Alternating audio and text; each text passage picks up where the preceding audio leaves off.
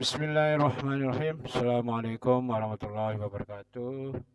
Selamat berjumpa lagi kepada mahasiswa-mahasiswa saya di mata kuliah antarmuka dan periferal. Ini ada kita lanjutkan pertemuan ke-9 terkait dengan metode selfas kita, ya. Saya Muhammad Doni Lesmana, Skom akan melakukan pembahasan terkait dengan judul kita, yaitu display, ya. Display.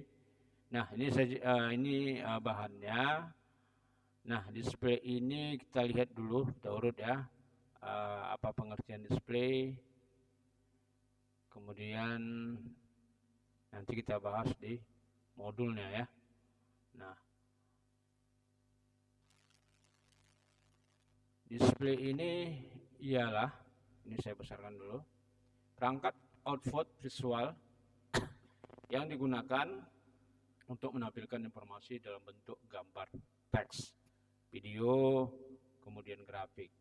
Display memungkinkan pengguna untuk melihat apa yang sedang diproses, ya. Jadi di dalam display itu dia bisa menampilkan informasi, kemudian dalam bentuk gambar, teks, video, atau grafik. Nah, display ini memungkinkan pengguna untuk melihat apa yang sedang diproses oleh sebuah perangkat seperti komputer, smartphone, atau televisi. Itu display, ya. Jadi intinya perangkat output visual, ya, perangkat keras, ya. Nanti kita lihat bagaimana cara kerjanya. Kemudian fungsi display itu fungsinya ialah satu, menampilkan data dari sistem komputer atau alat elektronik, ya. Berbentuk data dia tampilkan, misalnya data-data seperti data orang, ya, data sebuah benda, dan lain sebagainya. Terus memfasilitasi interaksi antara manusia dan mesin, ya. Jadi dia sebagai fasilitas. Ini mesin di belakangnya, tampilannya di depan, dilihat oleh manusia, ya. Jadi ada mesin elektronik di sana. Kemudian menunjukkan visual, ya, menunjukkan gerakan, menunjukkan visual itu yang bisa bergerak, ya, yang bisa elastis, yang bisa berwarna. Seperti apa? Seperti film, game, antarmuka aplikasi, ya, antarmuka aplikasi atau layout software yang sudah kita install di dalam komputer atau laptop dan lain-lain, ya. Ya, jadi termasuk films, ya. Ini kalau kita nonton film di bioskop, layar besarnya itu display itu namanya, ya. Display ini lebih kurangnya layoutnya lah, tampilannya, ya. Display ini hanya bahasa Inggrisnya dia, ya. Kalau di bahasa Indonesia kan itu ialah layout, ya, layout bahasa Inggris juga. Jadi tampilan yang membantu untuk menampilkan sebuah data, tapi berbentuk perangkat keras, ya. Kemudian jenis-jenis display, ya, jenis display atau teknologi layar, ya. Bisa dibilangkan layar lah, ya, display ini layar. Kalau kita bilang layar LCD, ya, sering kita bilang seperti itu. Nah, jenis-jenis display ini juga ada, ya. Yang pertama LCD, liquid crystal display, ya. Ini ciri-cirinya umumnya ada pada monitor, ya, monitor baik TV maupun laptop maupun HP, ya. Nah, yang kedua ciri-cirinya itu hemat energi dan murah, ya. Hemat energi dan murah, ya. Kemudian memerlukan cahaya latar atau backlight, ya, memerlukan cahaya latar atau backlight. Nah, itulah daripada ciri-ciri dari LCD. Nah, kemudian ada lagi jenis display itu LED, ya, light emitting diode. Ya, ciri-cirinya varian dari LCD, tapi menggunakan lampu LED sebagai backlight. Nah, ciri yang kedua, lebih terang dan hemat daya dibandingkan LCD biasa. Nah, ini biasanya ada di produk-produk TV saat ini yang sudah smart, ya, sudah smart. Ya, kita lihat misalnya kalau kita sering pergi ke mall, masuk ke toko TV, kita lihat ya, TV-TV yang ada di sana udah ukuran-ukuran besar, ada ukuran 32 inci, kemudian ada 42 inci dan lain sebagainya. Itu sudah TV LED-nya. Tingkat pencahayaan atau gerakannya atau game atau pemandangan yang kita lihat lebih tajam, ya, lebih terang dan lebih tajam dan bahkan lebih hemat, ya. Mungkin ada mesin yang membuat hemat di dalamnya, ya. Nah, ya, namun harganya pastilah tinggi, ya. Kemudian alat-alat elektronik di dalamnya juga sangat sensitif. Artinya jangan sampai ada komponen-komponen yang rusak, biayanya atau penggantiannya itu mahal, ya. Tapi dia hemat daya, ya, hemat listrik seperti itu. Kemudian ada OLED, organic LED, ya. OLED atau organic LED ini tidak butuh backlight. Setiap pixel menghasilkan cahaya sendiri, warna lebih tajam, kontras tinggi, ya, umumnya lebih mahal. Tapi kualitas gambarnya sangat tinggi. Ini sama juga yang ada di TV LED, tapi dia udah ada organiknya, ya. Ini semacam kelebihannya, ya. Kemudian AMOLED, ya, Active Matrix OLED, ya. Nah, ini ciri-cirinya versinya lebih canggih dari OLED, ya, lebih canggih dari yang nomor 3 ini. Kemudian lebih responsif, digunakan di HP flagship. Ini biasanya di iPhone seperti Samsung, iPhone dan lain-lain, ya. Kemudian jenis display yang kelima itu touchscreen, ya, display yang bisa disentuh untuk pengawasan langsung, ya. Yang kedua, banyak digunakan pada HP, tablet dan ATM. Ya, ini kalau kita sering ngambil duit, itu tampilan mengklik-klik supaya uang masuk itu, itulah yang dinamakan dengan display. Tapi jenis touchscreen, ya. Kita sering main HP yang bisa disentuh, itu touchscreen itu, ya. Nah, model display touchscreen. Kemudian spesifikasi display yang umumnya diketahui itu ukurannya diukur secara diagonal, contohnya 6,5 inci, itu biasanya untuk HP, ya. 24 inci itu untuk monitor atau TV, ya, monitor atau TV. Kemudian resolusi jumlah pixel pada layar, contohnya 1920 kali 1080, ini Full HD, ya, high definition. Artinya tinggi, ya. Untuk dijadikan untuk dicetak, ini warna atau tarikan pencahayaan itu cukup tajam. Makanya di dalam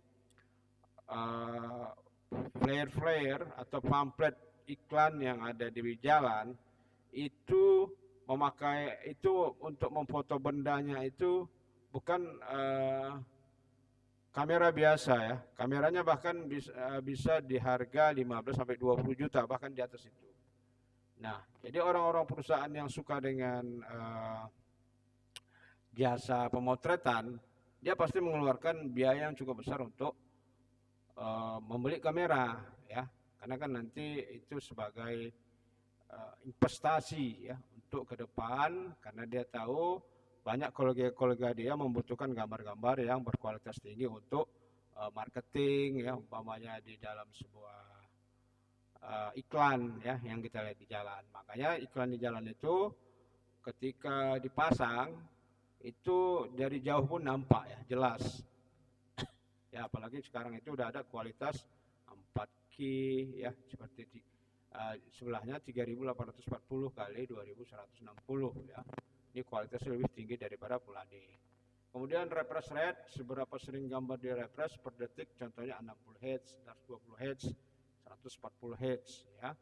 Kemudian brightness, cahayanya, tingkat kecerahan maksudnya ya, diukur dalam nix. Kemudian aspek rasio, perbandingan besar dan tinggi, contohnya 16,9, 16:9, 4:3, 21:9 ya. Kemudian display dalam dunia retail ya, dalam toko ini pengertian di dunia retail aja ya. Ini penataan produk, contohnya display itu bisa dijadikan rak promosi dan lain sebagainya. Kesimpulan, display ada bagian penting dari berbagai alat modern. Tanpa display, kita tidak bisa berinteraksi secara visual dengan perangkat digital ya, pengatap digital ya. Ini ya tidak mungkin kita berinteraksi secara visual dengan perangkat digital tanpa adanya display. Kemajuan teknologi display membuat pengalaman visual jadi lebih tajam, responsif, dan realistis. Sama halnya dengan kita melihat sekarang itu sudah ada VR ya, virtual reality. Nah itu juga termasuk display ya. Itu lebih seolah-olah kita berada di dalam permainan game atau di dalam sebuah suasana yang kita anggap bisa seolah-olah itu nyata di depan kita, seperti itu ya. Jadi itulah yang dikatakan display. Nah, kita masuk ke pertemuan 9 ini, itu hanya untuk memberikan pengertian-pengertian bahwasanya display itu adalah seperti yang saya jelaskan tadi ya.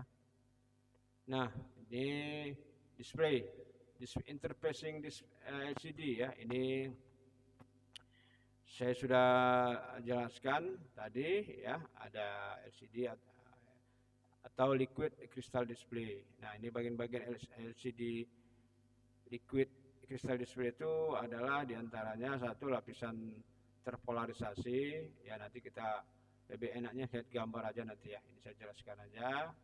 Nah, ini liquid ya, crystal display. Nanti saya lihat dengan simulasinya dari YouTube ya. Kemudian simulasi LCD design. Nah, ya, simulasi LCD design ini nanti ada praktek ya untuk Arduino dengan alat yang namanya display. Ini nanti saya contohkan aja di di praktek ya. Nah, dengan prompting atau rumus atau codingnya seperti ini ya. Nah, ini nanti ada namanya display ya, ini Arduino, ini schematic design LCD, nanti disambungkan dengan pin-pin yang ada ya. Kemudian nanti disambungkan dengan aplikasi Arduino, akan tampil di LCD satu ini gambar yang atau tulisan yang kita inginkan ya. Biasanya tulisan teks ya. Ini dalam ukuran kecil ya, dalam ukuran kecil misalnya kita jumpai di dalam ada sebuah running text ya, running text yang ada di masjid-masjid ya, contohnya ya, running text berjalan ya. Kemudian ada juga di dalam sekolah ya, sudah dipakai running text untuk pengumuman-pengumuman tertentu seperti itu. Nah, ini saya akan jelaskan bagaimana cara bagian-bagian daripada LCD ya. Kita lihat ya, seperti ini. Nah, ini ada plasma, ada LCD, ada LED, kemudian ada OLED ya. Ini sampai OLED aja dulu kita bahas ya. Yang saat ini kita lihat bagaimana perbedaan atau komponen-komponen yang ada di LED. Ini kebetulan masa depan teknologi tampilan LED mikro ya, seperti inilah ukurannya. Bayangkan setinggi semut ya. Ini 3 warna sama, ada merah ya. Ini kita teruskan. Ini uji cobanya ya. Ada merah, hijau, dan biru. Red. Ini outputnya. Kemudian inputnya kita lihat bagaimana nanti menghasilkan hasilnya ya. Ya, ini keluar warna-warnanya ya kalau kita praktikkan. Jadi dari yang kecil itu bisa mengeluarkan berbagai macam warna. Nah, ini warna-warnanya. Nah, inilah nanti menjadi sebuah gambar ya. Nah, ini nanti menjadi sebuah gambar ya, seperti ini ya. Jadi hanya sebuah gambar. Jadi warna yang 3 tadi biru, merah, sama hijau. Nah, ini yang akan menjadi awal dari para warna untuk menampilkan tampilan di layar monitor. Ini subpixelnya ya. Nah, ini filter warna. Filter warna nanti dikasih LED putih ya, warna putih, dikasih cahaya, ada kaca di depannya. Nah, ini yang akan menampilkan ya. Ini ada filter warna secara mandiri ya. Nah, akan disambungkan ada lembar polarisator, lembar optik, lembar polarisator, atau 2, 3, 4, 5 ya, 5 sampai di layar monitor. Nah, ini ada gelombang-gelombang medan listrik ya, bidang magnetiknya arah propagasi ya. Nah, medan listriknya warna merah. Kita lihat bagaimana nanti menghasilkan gambar. Nah, ini jalan ya, cahaya tak terpolarisasi. Nah, ini polarisator vertikal. Nah, ini ada, karena polarisator ini juga melalui komponen vertikal bidang listrik lain. Nah, kemudian ada 3 lapisan lagi. Nah, ini yang pertama tadi ya, polarisator, kemudian menembus warna tadi, lembar rotasi sudut. Nah, ini akan berbelok. Nah, ini berputar lagi ya, menjadi lurus. Nah, output subpixelnya di depan ya, kita lihat intensitas output berkurang. Nah, dia masuk ke red ya,